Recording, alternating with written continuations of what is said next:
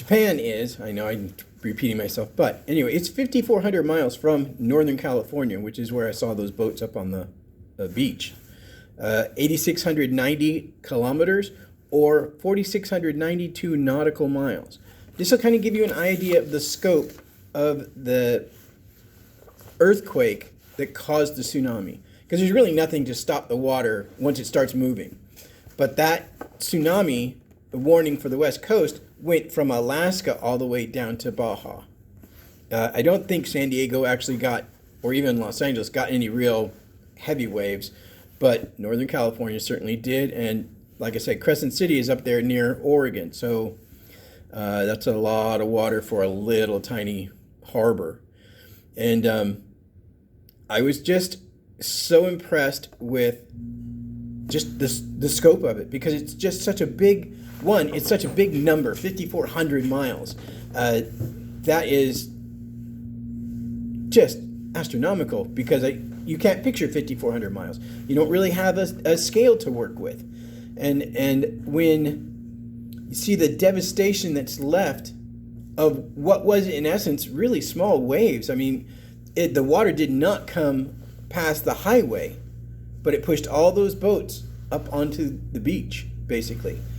And it was just, they were still recovering from that. A lot of people couldn't afford to put their boats back in the water because they took so much damage from being shoved up onto the beach there. And some of them, got quite a ways in. Well, when you rub against sand, that beats the hell out of a hull, and a couple of them were upside down. I mean, it just rolled them over. And they probably rolled several times before they came to a final stop, and then the water, went back out. But the damage that was done and the way that they planned their recovery was actually pretty impressive.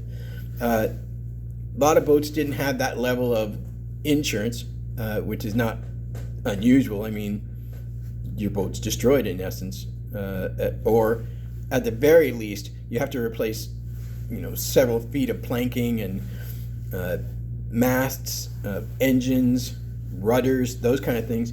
They're not cheap, and insurance isn't either. So, if you have a little pleasure craft, you're probably not going to, insure it at that level, because you're certainly not expecting it to roll up on the beach and get destroyed. So, kind of on an aside here a little bit, you'll notice that I don't have any pictures of that. I don't have any pictures of Fukushima.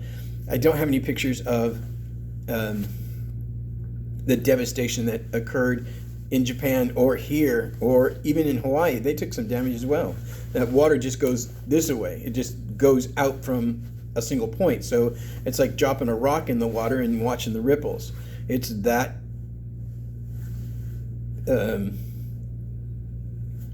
what's the word I'm looking for?